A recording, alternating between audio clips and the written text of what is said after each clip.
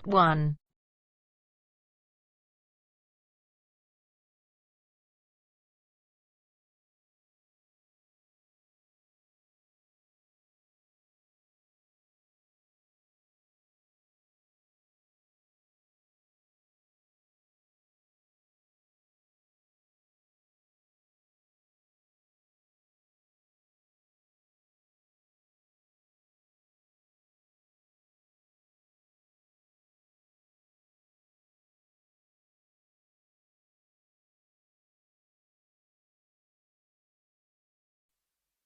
You will hear a number of different recordings, and you will have to answer questions on what you hear.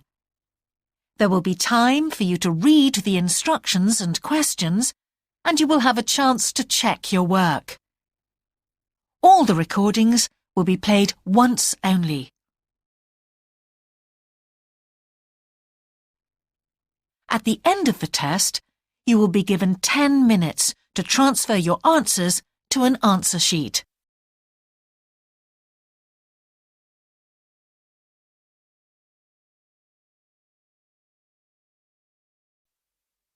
You will hear a man asking for information about health services in the place where he is living. First, you have some time to look at questions 1 to 6.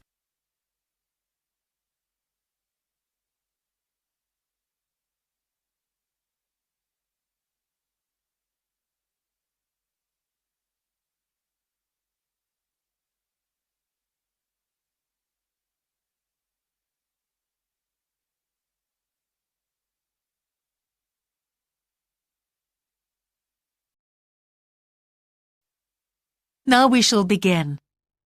You should answer the questions as you listen, because you will not hear the recording a second time. Listen carefully and answer questions 1 to 6. Can I help you? Yes, I've just moved to this area with my wife and children, and I'd like to know where we can all register with a doctor at a health centre. Oh, OK. Well, there's Dr. Green at the Harvey Clinic. We always recommend her for babies because she's very good with them and she runs a special clinic. Oh, actually, my youngest child is 5, so that wouldn't be any good for us. Right. Is there anywhere else I could try? Yes, the Eshcol Health Practice is the next one on my list. How do you spell that? Eshcol. And it's Dr. Fuller who has space on his list. The clinic only opened a year ago, so the facilities are all very modern. That sounds good. And it's particularly good if you're busy during the day because they also do appointments in the evening. They're closed on Saturday, though. The only other place on the list is the health centre on Shore Lane. You can register with Dr. Gormley. That's Gormley. He's new there, but the centre has a very good reputation. Oh, yes, I think I know the road. That would be the best one. Thanks. Could you tell me, will all their services be free? There are usually some small charges that doctors make. Let me see what it says about the Shore Lane Centre. If you need to be vaccinated before any trips abroad, you won't have to pay for this. What else? The Sports Injury Treatment Service operates on a paying basis, as does the Nutritional Therapy Service. Some health centres do offer alternative therapies like homeopathy as part of their pay-to-use service. Shore Lane are hoping to do this soon. I think they may start with acupuncture. Oh. And finally, if you need to prove you're healthy or haven't had any serious injuries before a new employer will accept you, you can get a free fitness check-up there. But you'd most likely have to pay for insurance medicals, though. OK, thanks. Before you hear the rest of the conversation, you have some time to look at questions 7 to 10.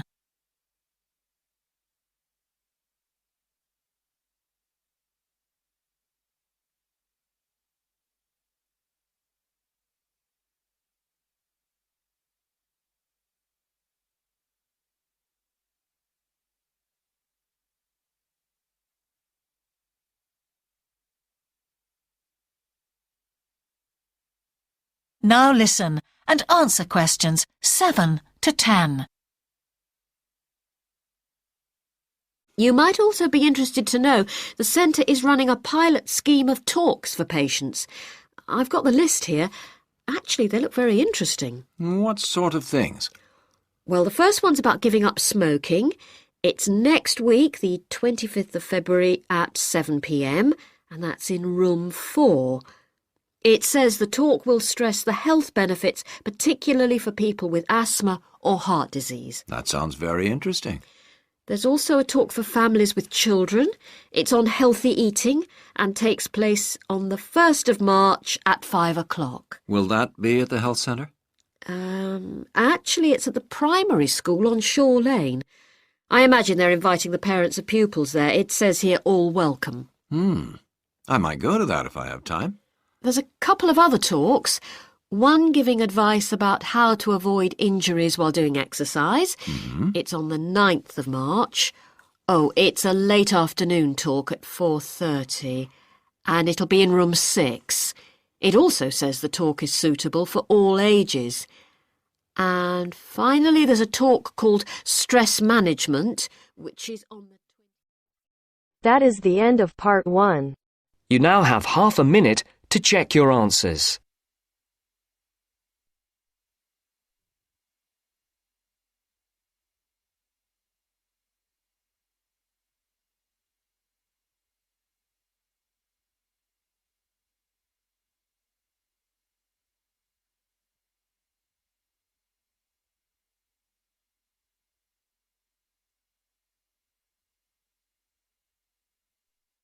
Now turns to part 2. Part 2. You will hear a man who owns a holiday home talking on the phone to a woman who is staying there. First, you have some time to look at questions 11 to 13.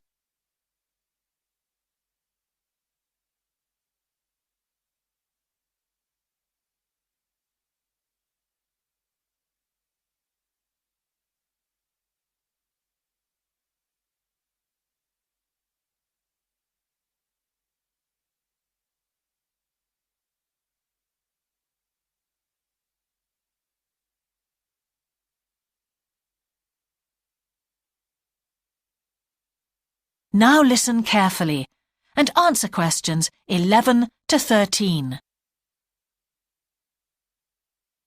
Hello? Hi, it's Laura Carlton here. We've just arrived at the holiday flat, but I can't get the hot water and heating to work. Oh, right. That's easy. Don't worry. In the upstairs cupboard, you'll find the water heater. You'll see 3 main controls on the left at the bottom of the heater. The first one, the round one on the far left, is the most important one for the heating and hot water. It's the main control switch. Make sure it's in the on position. The switch itself doesn't light up, but the little square below will be black if the switch is off. That's probably what's happened. It's got switched off by mistake. The middle one of these 3 controls, you'll see it's slightly larger than the first one, controls the radiators. If you feel cold while you're there and need the radiators on, this needs to be turned to maximum. The last of the 3 controls, the one on the right, is usually on about a number 4 setting, which for the water in the taps is usually quite hot enough. Below the heating controls in the middle is a small round plastic button. If there isn't enough water in the pipes, sometimes the heater goes out. If this happens, you'll need to press this button to reset the heater. Hold it in for about 5 seconds and the heater should come on again. Then there's a little square indicator under the 3rd knob that's a kind of alarm light. It'll flash if you need to reset the heater. It sounds complicated. I'm sure you won't have any problems with it. There should be some more instructions on the side of the heater.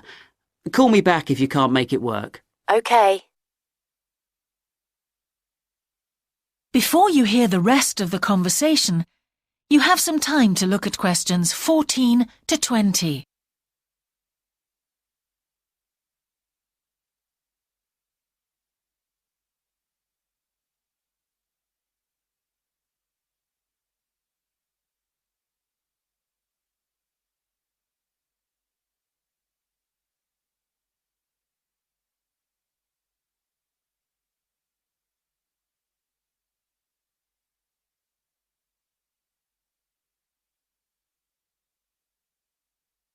Now listen and answer questions 14 to 20.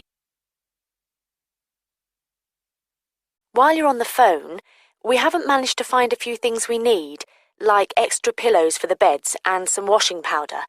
Is there any here? Pillows, yes. If you look in the cupboard, the large white one upstairs, to the left of the bathroom door, there should be 4 or 5 on the top shelf. And if you want to do some washing, there's some powder for that, probably by the back door. There's a kind of shelf there above the sink. In fact, I'm sure there's some there in a large blue box. You need about half a cupful for each wash. Oh, and that reminds me. The spare key to the back door is hanging on a hook on the wall by the sitting room window. Please make sure to put it back when you've used it. The previous guest lost it in the garden and I had to get another one made.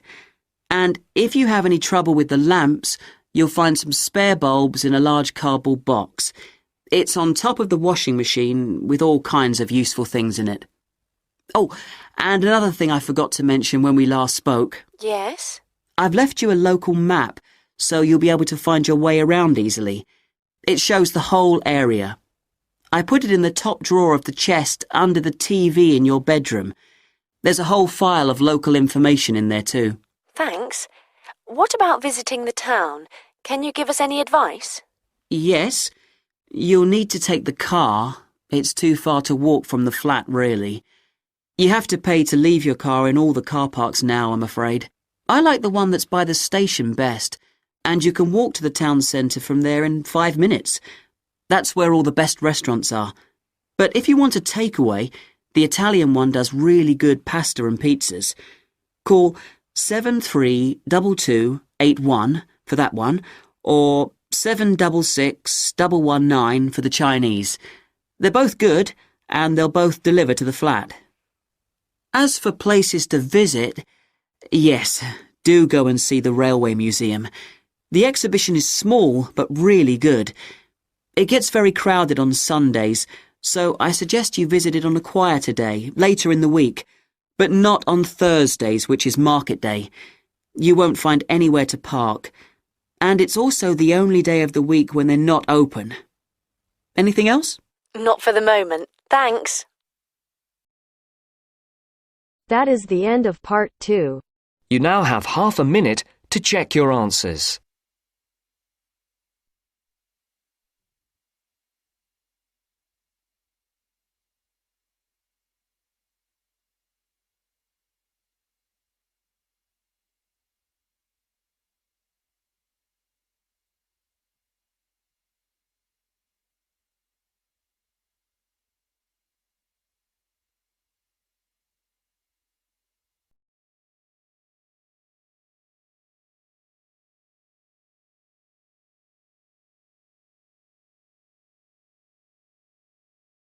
Now turns to part 3. Part 3. You will hear a conversation between an English teacher called Paul and a former student of his called Kira. First, you have some time to look at questions 21 to 25.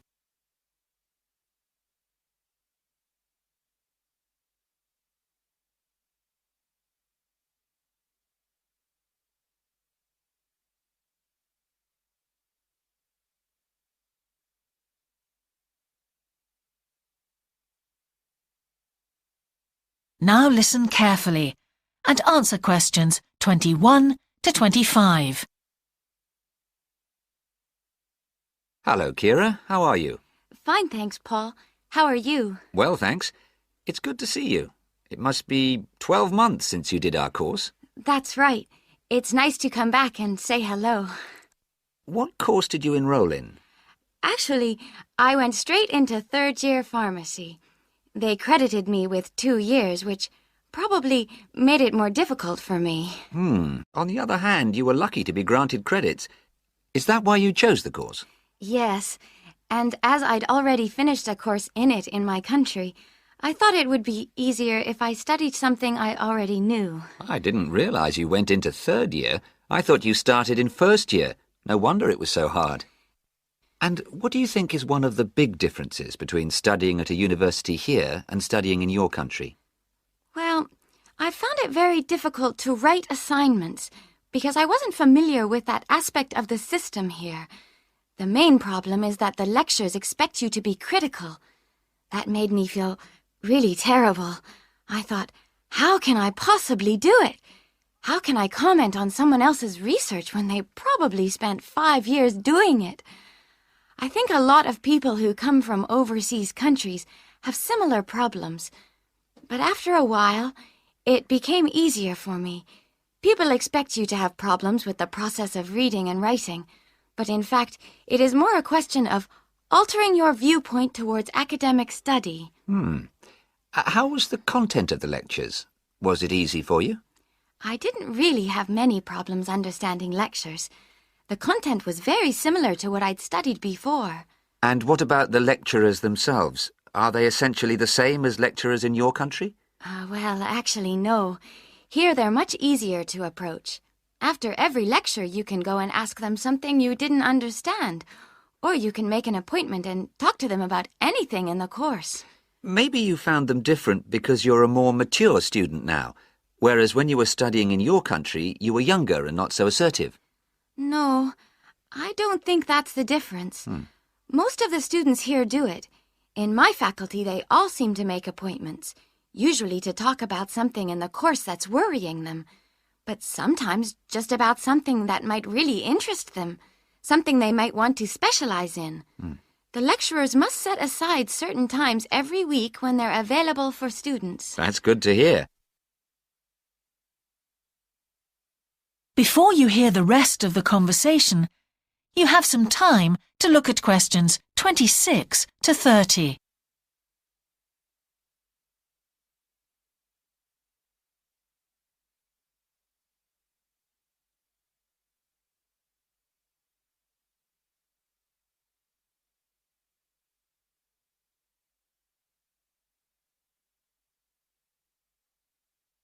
Now listen and answer questions 26 to 30. And how was your timetable? Was it a very busy year? Oh, very, very busy. They make you work very hard. Apart from lectures, we had practical sessions in a lot of subjects. We did these in small groups. I had to go and work 4 hours every week in a community pharmacy. Actually, I enjoyed this very much, meeting new people all the time. Then in second semester, we had to get experience in hospital dispensaries. So every second day we went to one of the big hospitals and worked there. And on top of all that, we had our assignments, which took me a lot of time. Oh, I nearly forgot. Between first and second semesters, we had to work full-time for 2 weeks in a hospital. That does sound a very heavy year. So, are you pleased now that you did it? Do you feel some sense of achievement? Yeah, I do feel much more confident, which I suppose is the most important thing. And have you got any recommendations for people who are studying from overseas? Well, I suppose they need very good English. It would be much better if they spent more time learning English before they enter the university, because you can be in big trouble if you don't understand what people are saying and you haven't got time to translate. Anything else? Well, as I said before, the biggest problem for me was lack of familiarity with the education system here. It sounds as if it was a real challenge. Congratulations, Kira. Thanks, Paul. That is the end of section 3. You now have That is half the a end of minute part to 3. check your answers. You now have half a minute to check your answers.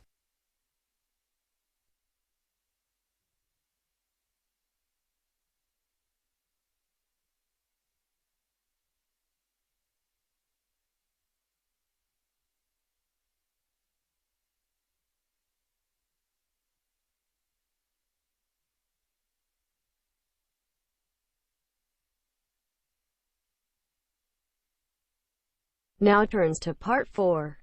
Now turn to section 4.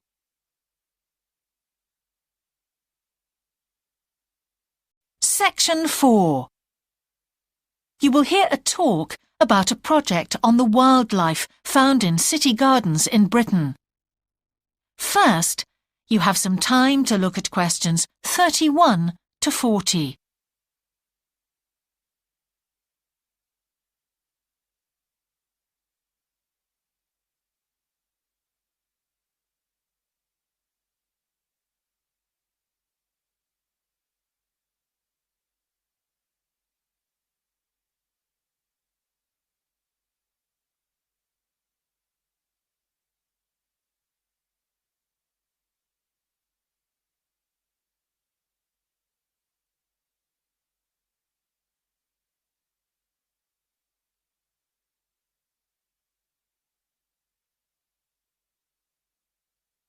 Now listen carefully and answer questions 31 to 40. Good morning. Today I'd like to present the findings of our Year 2 project on wildlife found in gardens throughout our city. I'll start by saying something about the background to the project, then talk a little bit about our research techniques, and then indicate some of our interim findings. First of all, how did we choose our topic? Well, there are 4 of us in the group, and one day, while we were discussing a possible focus, 2 of the group mentioned that they had seen yet more sparrowhawks, one of Britain's most interesting birds of prey, in their own city centre gardens, and wondered why they were turning up in these gardens in great numbers. We were all very engaged by the idea of why wild animals would choose to inhabit a city garden. Why is it so popular with wildlife when the countryside itself is becoming less so? The first thing we did was to establish what proportion of the urban land is taken up by private gardens. We estimated that it was about 1/5, and this was endorsed by looking at large-scale usage maps in the town land survey office, 24% to be precise. Our own informal discussions with neighbors and friends led us to believe that many garden owners had interesting experiences to relate regarding wild animal sightings. So we decided to survey garden owners from different areas of the city. Just over 100 of them completed a survey once every 2 weeks for 12 months, ticking off species they had seen from a pro forma list, and adding the names of any rarer ones. Meanwhile, we were doing our own observations in selected gardens throughout the city. We deliberately chose smaller ones because they were by far the most typical in the city. The whole point of the project was to look at the norm, not the exception. Alongside this primary research on urban gardens, we were studying a lot of books about the decline of wild animals in the countryside and thinking of possible causes for this. So what did we find? Well, so much that I just won't have time to tell you about here. If you're interested in reading our more comprehensive findings, we've produced detailed graphic representations on the college website, and of course any of the group would be happy to talk to you about them. Just email us. What we've decided to present today is information about just 3 species because we felt these gave a good indication of the processes at work in rural and urban settings as a whole.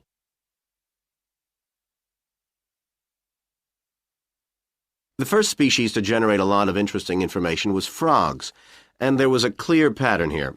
They proliferate where there is suitable water. Garden ponds are on the increase, rural ponds are disappearing, leading to massive migration to the towns. Hedgehogs are also finding it easier to live in urban areas, this time because their predators are not finding it quite so attractive to leave their rural environment, so hedgehogs have a better survival rate in cities. We had lots of sightings, so all in all we had no difficulties with our efforts to count their numbers precisely. Our final species is the finest of bird singers, the song thrush. On the decline in the countryside, they are experiencing a resurgence in urban gardens because these days gardeners are buying lots of different plants, which means there's an extensive range of seeds around, which is what they feed on. Another factor is the provision of nesting places, which is actually better in gardens than the countryside. Hard to believe it, but it's true. Incidentally, we discovered that a massive new survey on song thrushes is about to be launched, so you should keep an eye open for that. Now, I'd be happy to answer any questions you may have. That is the end of part 4. You now have half a minute to check your answers.